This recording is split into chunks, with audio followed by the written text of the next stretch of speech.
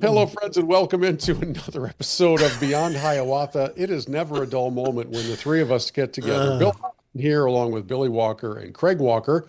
We actually hosted the first episode of this podcast, and now to close out 2025, we thought we'd get the gang back together again to just kind of bring you all up to speed as to all that has transpired and where things currently stand in preparation at the new location for Hiawatha Youth Camp in Allegan. And boy, you talk about a whirlwind of things that have transpired since we first got news of this awesome opportunity. Craig, where are we now? What's the end of 2025 look like as we now enter the winter months and have to wait until spring arrives to do much more work on site? Well, we're not actually waiting until spring to begin that work. We're starting probably next month with quite a bit of work that'll be done inside the cabins. And we've raised we've raised over 220,000. And we have a group of builders coming, about 40 or 50 from Chilton Baptist Builders. Is that what they're called, Billy? Yep. And they did quite a bit of work on our church here at Calvary in Southgate. And they'll be joining us in the month of April for a good week of solid work that they'll be donating to us, which, from what I understand, will save us between $50,000 and $100,000, somewhere in that ballpark. So we're doing well, and we're excited about what's coming up. And again, it's not waiting until, in fact, Tamara's going up there Thursday. Yeah, they have folks cutting down some trees and making room for a new auditorium that we'll be putting up there. So she's heading up there Thursday to meet with the gentleman who's been there for the past week or two, clearing some land for us, and she's meeting with him, and we'll be talking and discussing some more stuff with him. So it's going through the entire winter, hopefully, weather permitting. There's 11 inches up there now, but over there now, but they've been able to continue work, so that's a good thing. Well, right off the bat, let me just stop for a moment and say to everybody, thank you. Yeah. Just thank you, right? Because the numbers that you just shared are incredible, especially given the compressed and short amount of time that we've had to share the news and ask for help. And as the list of projects has continued to grow, obviously the list of needs continues to grow with it. And to see so many faithful supporters of Hiawatha step up and say, we are with you. We want to be a part of this. We're excited about this. Man, that is just, you talk about Christmas blessings. That is so incredibly cool. And Craig mentioned this group of builders coming in. Billy, you've got to fill in the blanks on what that means and what that looks like. Well, these are men and women who just come together and give their time. They're not really that gifted or talented, but no, they are extremely gifted. I mean, these guys have put up a church in a week. It's an amazing thing. We happen to fall into them at our church when we started the process, which is now 8 years ago, of getting into our new facility. And they were supposed to make their way up to Michigan for a major project, and it fell through. And so we got a call, and they said, hey, we know you are into a new building, new project. Could you use? And we had no idea what we were getting into. And these guys came in, and they are skilled laborers who either are retired, but still young enough to be able to, put in a full day's work, or they're taking time off of work, and they are general contractors and plumbing and electric, and it is amazing what they did. And just by the blessing and grace of God, we've been able to maintain a relationship with them. They actually came to our church a couple years ago to begin another wing of our building. And in the process, they have heard about Hiawatha Youth Camp, knew of our affiliation with Bambi, and then it just all worked for them to be able to put this as a major project for the spring campaign. They do 3 to 4 trips a year. And there are probably over 100 that they draw from, and they offer these trips, and it's amazing. How'd they what hear they're about able Calvary to in the accomplish. first place?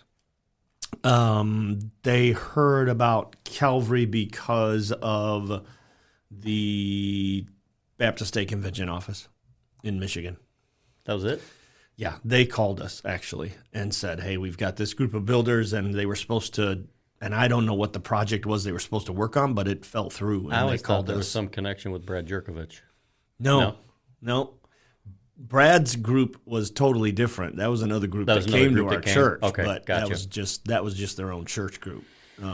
This one, they draw on their home headquarters is Alabama, but they now draw on a number of states, because when they go someplace, and like we even have a gentleman from our church, well, Danny, who's done a lot of work at camp.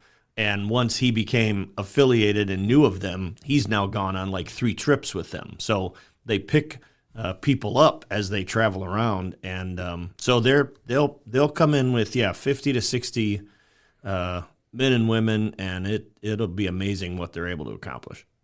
And if I understand correctly, probably the top of their project priority list in Allegan will be a meeting space, kind of a worship center. Is that where they're headed, Craig? If money continues to come in, then yes, that will be their definite project.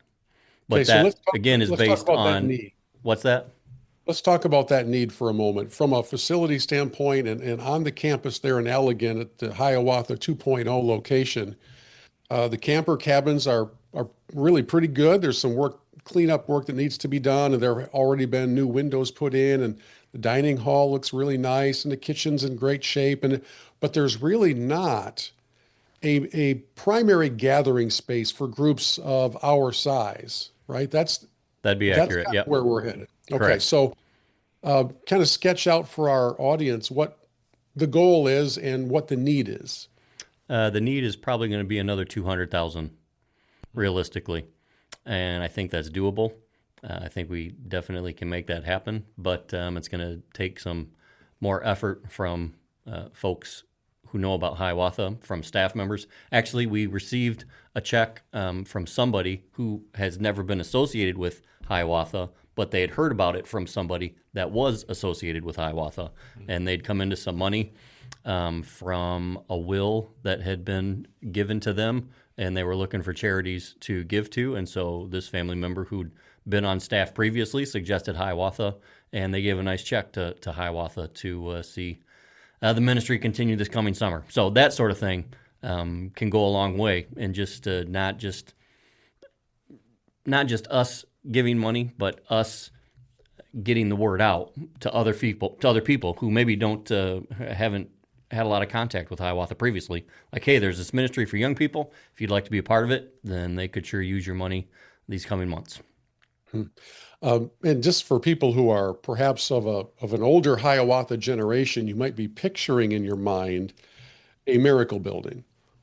That's not really what we're trying to build here. Craig says, we might need another $200,000. That's not because we're trying to replicate what was at Piatt Lake for all those years. We're looking for a meeting space, but it's a kind of a more scaled down concept, right? Correct. Yep. Yeah, quite a bit scaled down from what it was previously. Okay, so staff-wise, some of your current staff members are listening to this, listening for an update, and some who are considering being on staff, and then, of course, a lot of staff alumni. What's the excitement level among staff of Hiawatha when they're considering this new place and this new venture and the work that's still to be done? Well, I don't think they know what's coming to them, because they've had a few years where it's just kind of show up and we have to have meetings, but we don't have to do a lot of manual labor. And even when we were on staff back in the day, there was quite a bit of manual labor that had to take place before campers arrived. I think there was manual labor that was created by the director That's too. very to make accurate, sure yes. We took we put leaves. Well, yes, there was a lot of work that he. We took a lot of leaves and put them back into the national forest. Anyway, I think that they're in for a rude awakening this coming summer when they show up and they actually have to do manual labor again. But I would say that the excitement level is pretty high to be in our own place and to be able to do our own thing. And so I'd say if it's on a scale of 1 to 10, it's probably like a 14 or 15. And now in 5 years, when Craig gets together with the staff, he'll be able to say, you guys might not remember this, but there was a summer when people came in and they dropped their bags. Who sent them where and away you go and get to work and don't stop. And at the end of the evening, you fall into bed. I have a flashback moment because there was a time when we were young staff members out raking leaves behind the boys' the boys' cabins, and one of the guys raking with us was Eric Robinson, and he said, "Everybody stop, just stop for a minute." And I didn't know if there was some emergency or what was going on. He goes, "Just stop, look around for a minute. Do you realize that we are currently raking leaves in the Hiawatha National Forest, but we're not taking the leaves out of the forest. We're moving them back deeper into the forest." And I kind of wish he had never pointed that out because it really put a damper on the enthusiasm for the project. Craig, when you kind of preview the work that needs to be done from a physical standpoint in Allegan, there are still people who are interested in coming to help out in the springtime. I know that we're not to the point of having a detailed checklist. I don't think we're having a detailed checklist yet, but what kinds of things can people be preparing for and maybe even inviting others to be a part of once you get to the thaw and you get to the spring? Well, those are the obvious general maintenance that needs to take place around the buildings that will have to take place at some point in time. Removing of a lot of trees, branches, that sort of thing. They come in and they remove the trees, but I believe that they leave quite a bit of the tree limbs and that sort of thing. So there'll be a lot of that has to take place. Painting will need to be taking place, and just general cleaning, if as far as just unskilled labor, if that's what you're talking about. Well, me being just a highly skilled tradesman, I probably can step anywhere that you would need me. But now that you mention unskilled labor, that's probably more up my alley. I would have to think. Billy, you had your mom on this podcast just a few weeks ago, and it was out of the series of podcasts that we've done, it's definitely in my top 3 favorites. She was fantastic. I think it would be instructive to a lot of the folks in our audience to just kind of talk about the overall kind of family enthusiasm levels for this next chapter of where we're headed. None of us saw this chapter coming. We got a phone call out of the blue from a guy named Rich. That's kind of how it all started, and here we are. What's the Walker family reaction been to all of this? I guess I have to be careful. I don't want to necessarily speak for everyone, but I think I can probably do that with a pretty good degree of understanding. I think that there is a sense of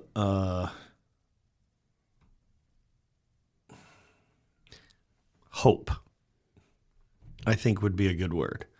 There was some elements of Hiawatha that have been missing for the past few years. And the desire to be able to sit around a table with the likes of you and your wife, and other couples that I could easily name. It was the one time of year when you were able to see them, seemingly, and catch up. And while that's not an incredibly spiritual thing to say, maybe, actually it is. I think it's part of the community and part of what God had in mind when he gave us the family.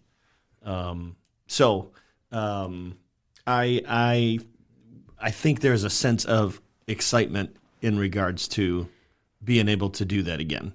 And also just having something that is Hiawatha's. Yeah.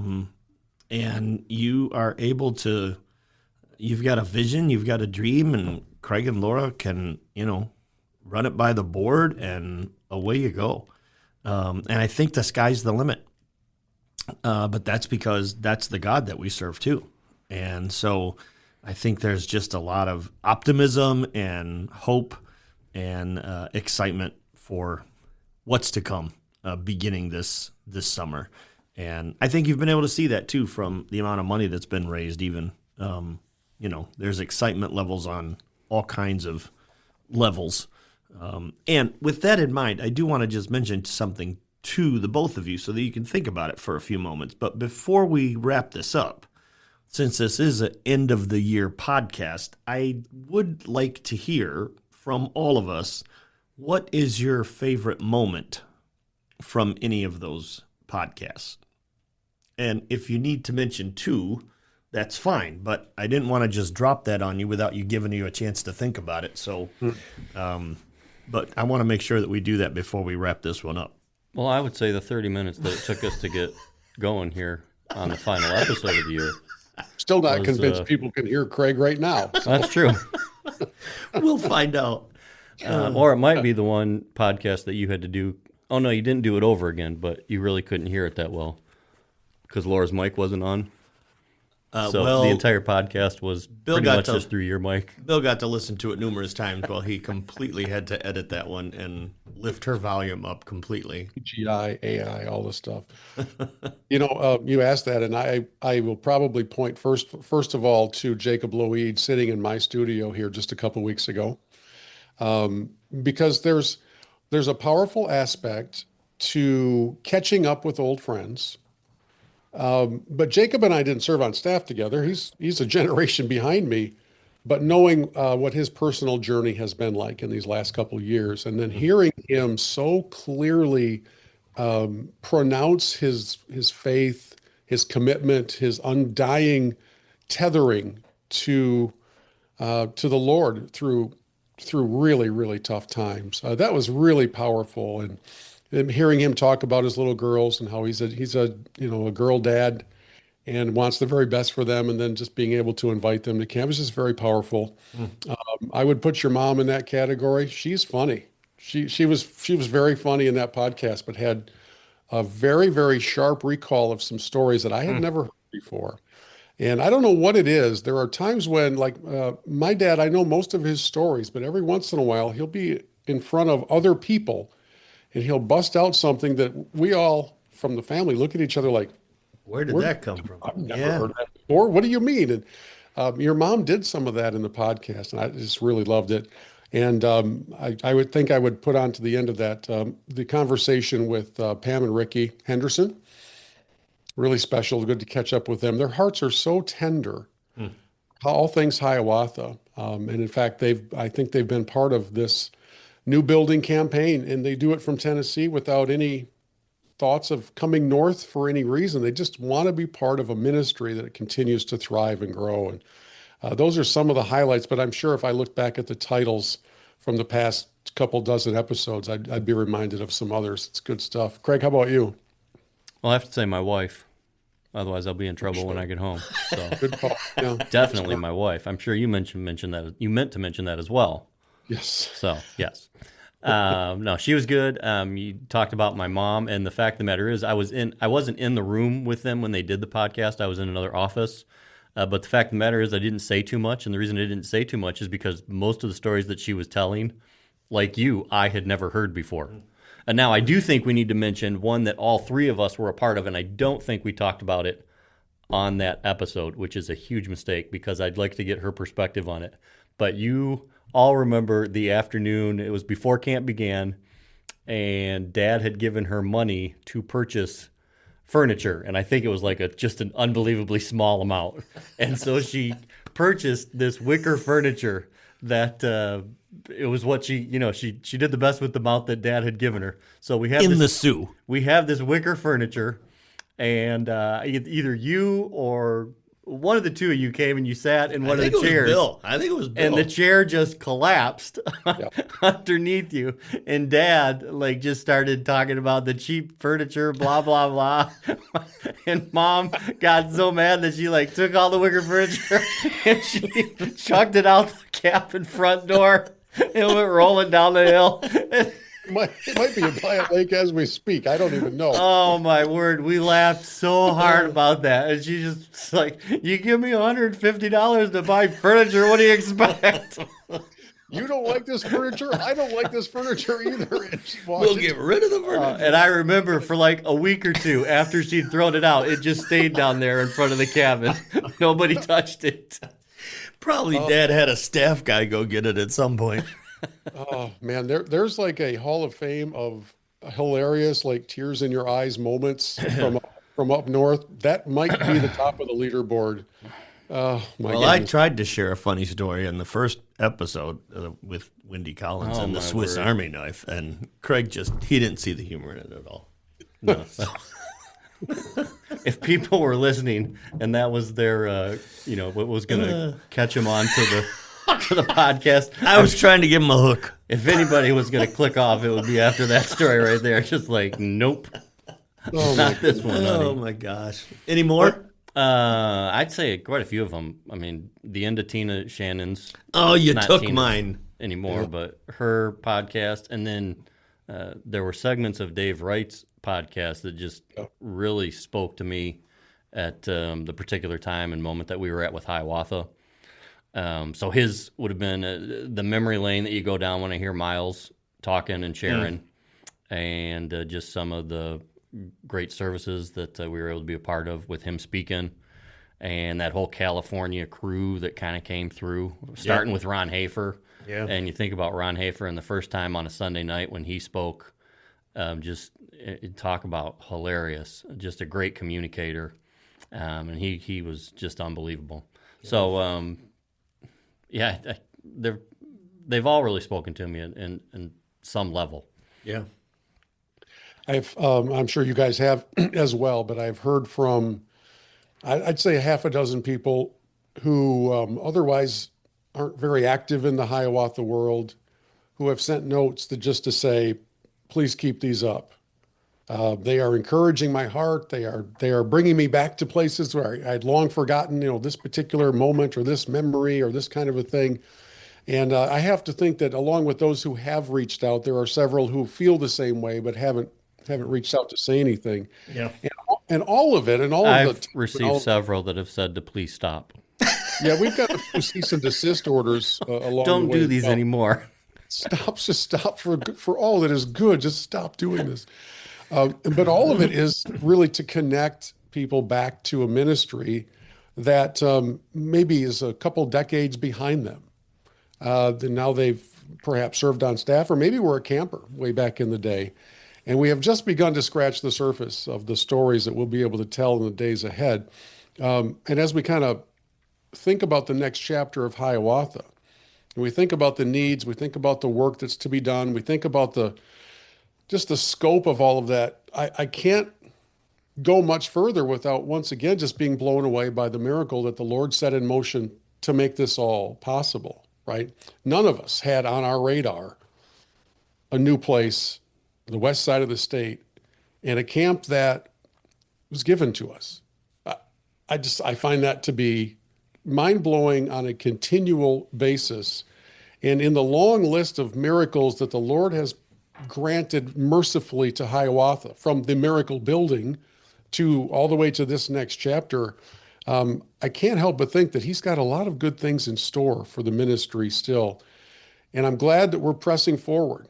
I'm glad that we said yes to the wonderful folks at Camp Kaskatoa who said, we would like this to become your home.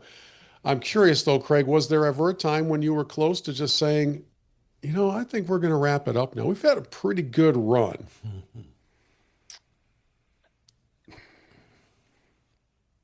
I need to be careful how I answer this because I do not want to. Yes, there definitely were many times, and by many, I probably mean 3. That would be significant.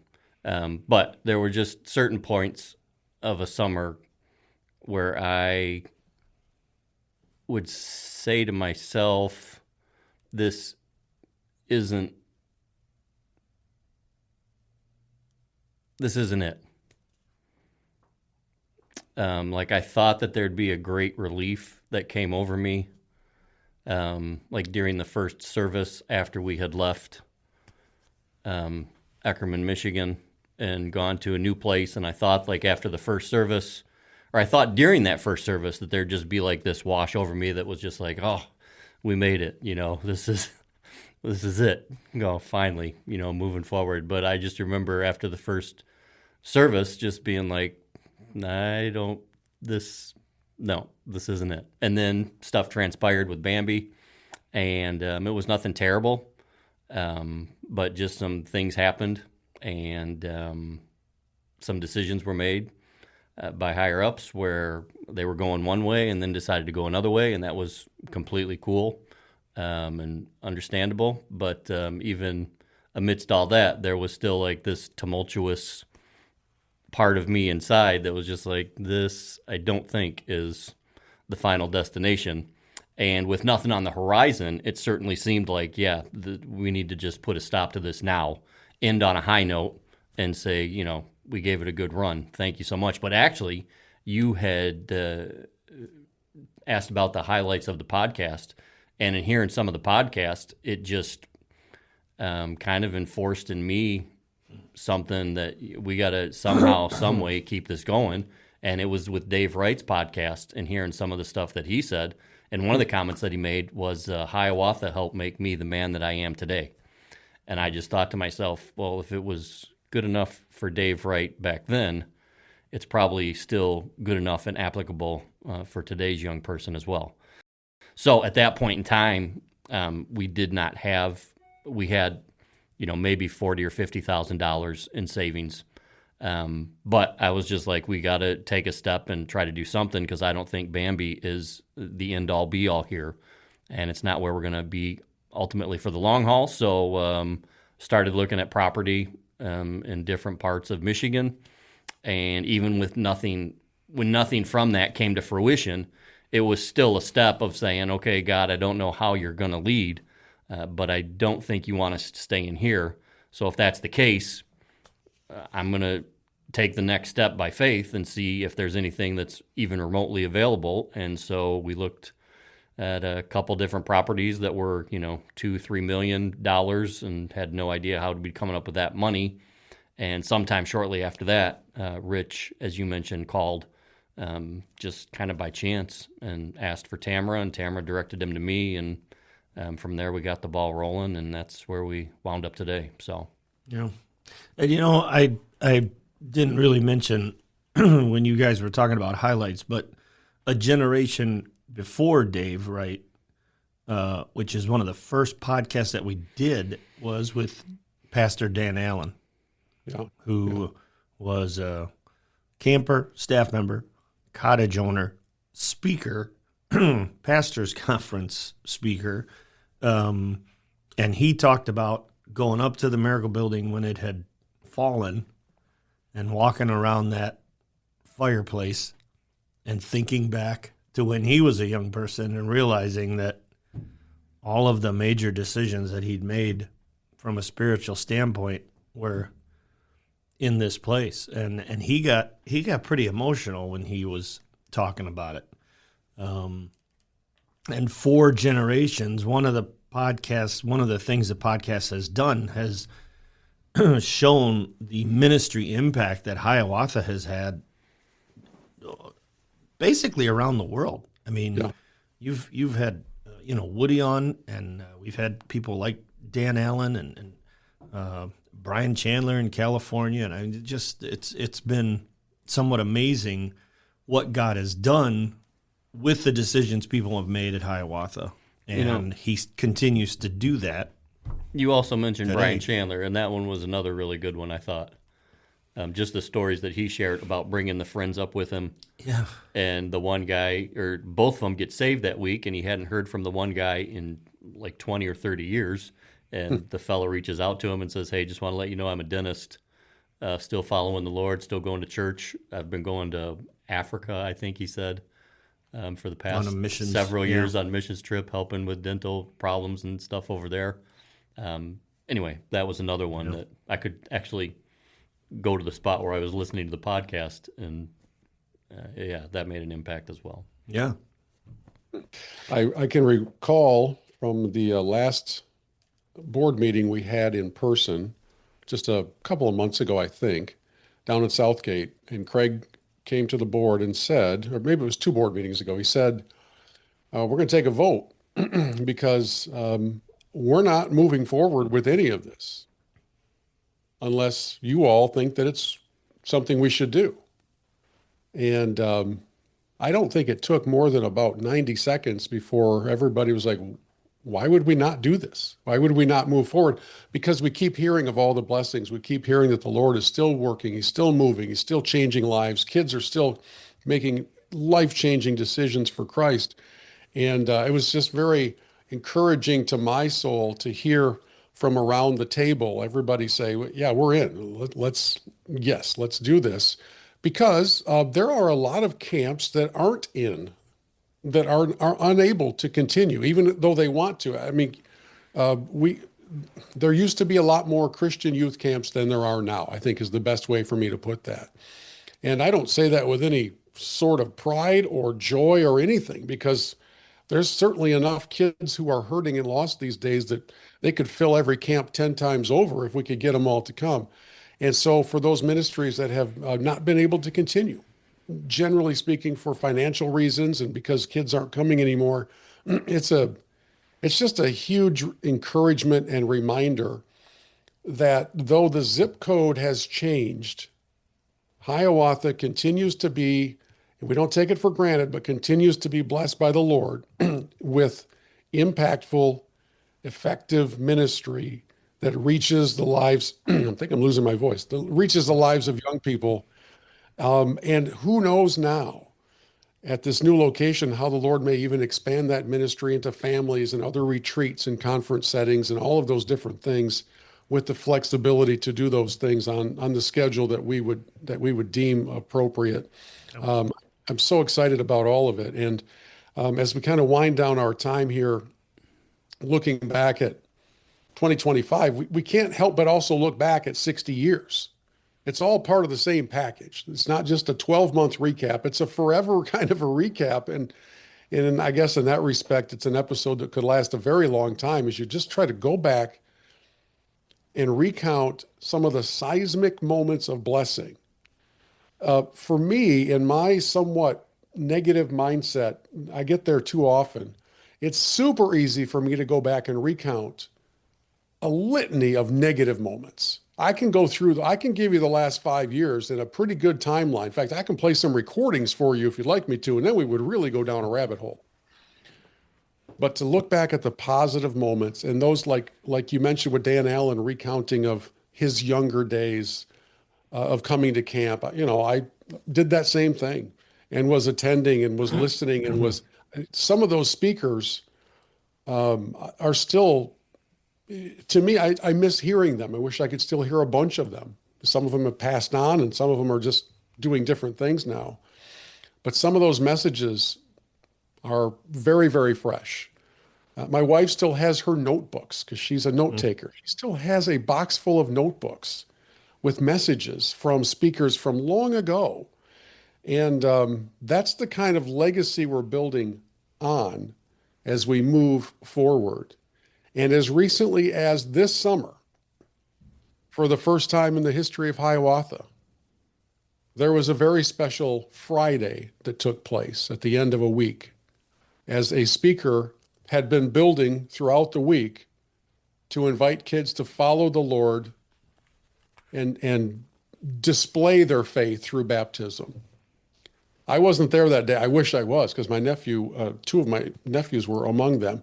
I'd love to have you guys talk about that impact, that moment, and how it's another one of those milestone markers for Hiawatha that we pray will be replicated in Allegan. What was that story like from your perspective, Craig? Well, from my perspective, they had asked me about it. And I think they'd heard that he was going to be doing it, and they just wanted to make sure that it was okay with me. And at first, I was somewhat reluctant, just because I knew there were a lot of different denominations there, and I didn't know that that would be the best move just as far as keeping the continuity and not being labeled a particular brand of Christianity. But thankfully, I kept my mouth shut and said, yeah, go ahead, let them do it. And from everything I understand about that opportunity and that time, it was a good one and made a lasting impact on a lot of young people. Yeah. Now, let me also say that you had talked about going around the board and seeing if we should keep camp going.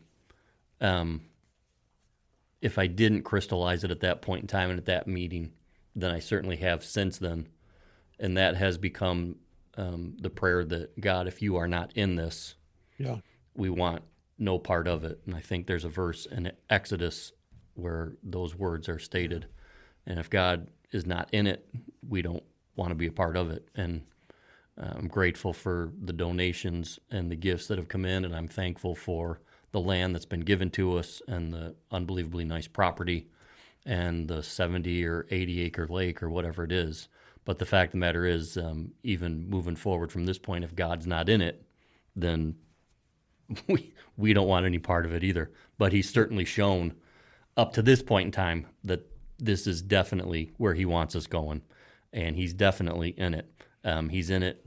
He's been in it from, day one. From day one when the Miracle Building collapsed back in 2020, and we got a phone call from Jerry saying, I don't know if you know this, but anyway, he's been in it from that point in time all the way to this point in time. And to see, you talked about excitement level from the staff, excitement level from the Walker family, excitement level from executive staff, excitement level from office manager and Tamara. And then along with that, we've had 3 or 4 opportunities for rental of the property before it's even finished. And people are touring the grounds, and Blaine's showing them stuff. And he's just saying, okay, well, this is what this is going to be. And they're signing up and saying, yeah, put us on the calendar. It's just unbelievable that God's brought us this far, and it's cool to see his hand of approval and saying, yes, I'm in this. And isn't it, Craig and I right now, we're in a little studio that our church has for podcasts, but I'm feet from where I got that call from Jerry. And I was meeting with a gentleman actually here in our church, talking with him, and I remember getting that call from Jerry, and he was trying to track down Craig, and he said, the Miracle Building. And when you think about how long ago that was, but also it's only been 5 years. Right. And we've talked, numerous people have talked on this podcast about Jerry, because Jerry's not even with us anymore. Yeah. We just had the anniversary of my dad's passing just a couple of days ago. And with those people whose shoulders we stand on, having now gone on to their heavenly reward, but also all of the challenges that we face in the world in which we live, and the timeline with which things seem to be happening, it just makes the importance of Hiawatha and the difference making that Hiawatha has potential within the lives of young people to continue to do. It makes it that much more important, because the truth is we get ready to celebrate Christmas, and Jesus said, the angel said to the disciples, if he came once, keep looking up, because he's coming again. And man, you cannot help but think that's going to be any time. So therefore, what we do with what we have is so vitally important. And so God is, giving us this opportunity, this camp, this window to continue to make an impact on young people, and then have those young people make an impact on their world. And that's basically why Hiawatha started, because Dad realized he was never going to be Billy Graham quite. But if he could get a group of young people together and get them excited about Jesus and sharing Jesus, they could impact the world and make a worldwide difference. And that continues to be the theme that Craig runs through the staff and campers every year, to get them excited about Jesus. Someone just asked me Friday evening what my dreams were for Hiawatha Youth Camp. And I told her very simply, my overall big dream, huge dream, is to see Hiawatha go past my lifetime. Mm-hmm. So to have Hiawatha go on past my dad's lifetime, that was kind of a miracle thing right there. I had no intention of ever running Hiawatha. So now I've been in charge for 14, 15 years. My dad really had no plan for what's going to happen with Hiawatha when he was done. He just thought he was going to do it forever. So anyway, the overall huge dream of mine would be to see Hiawatha continue 50, 60 years like it has previously, after Craig Walker's no longer in charge, to have God continue to move and have his hand upon it all through those entire process. Yeah. We could go on a very long time, but we want to wrap up this year by saying to all of you, thank you. Thank you for connecting with the podcast and for telling other Hiawatha people about it. It's funny, in the world of the podcast universe, the Joe Rogans of the world have 10 million downloads per episode and, all those top of the chart numbers, and we're in the couple hundred, few dozen depending. But we know that everybody who does so does it on purpose, and they're trying to reconnect. They're trying to become familiar with where things are headed, and they're wondering if there's a way for them to be involved. And so as we wind down our time today, just want to remind you that there is a way for you to be involved. We need you to pray. We need to pray for the work that's to be done, for the funds that are needed, for the young people who right now don't even know they're coming to Hiawatha. They haven't even heard of this whole thing, but at some point in the spring, a youth pastor or somebody connected to them or a staff member or what will reach out and say, there's a place I think you need to go. Pray, just be praying for those conversations even now, because there is some kid right now who feels like they are completely lost and alone, who has no idea which way is up, who is going to end up sometime in July in Allegan, Michigan, at a place called Hiawatha, wonder why they got there. And by the time they leave, their life is going to be changed entirely because of the impact of the messages that they will hear and the staff that they will interact with and the experiences that they will have at Hiawatha. Be praying for those conversations. You can also get involved if you want to get some elbow grease invested in this whole project in the springtime. When those work projects do take place, it'll be a bit of a sprint to get things ready for the first week of camp coming in June, because for all we know, it may not melt off until the end of April. So things will be happening quickly. And if you'll keep your eye on HiawathaYouthCamp.com and on the social media accounts, you'll certainly see notice of those needs and those invitations to come. And of course, yes, you are very much welcome to be part of this by giving financially. There is a need. As Craig mentioned, we had been looking at property in a few different locations, and all of them would be a few $1 million. And the Lord said, I got something better for you. How about we get you a property that's donated to you that's worth a couple $1 million? But it's going to take some work. We still want you to be faithful. You're still going to have to be good stewards of everything that's donated. And that's where we are. So if you feel so led, especially some of you are considering what to do with your end of year giving, after you've done so with your local church, we would pray that you would consider Hiawatha as one of the choices that you could make. And just know that it is needed and it will be used properly with complete transparency and integrity. And we do have some projects that we need. And we want to wish you all a Merry Christmas.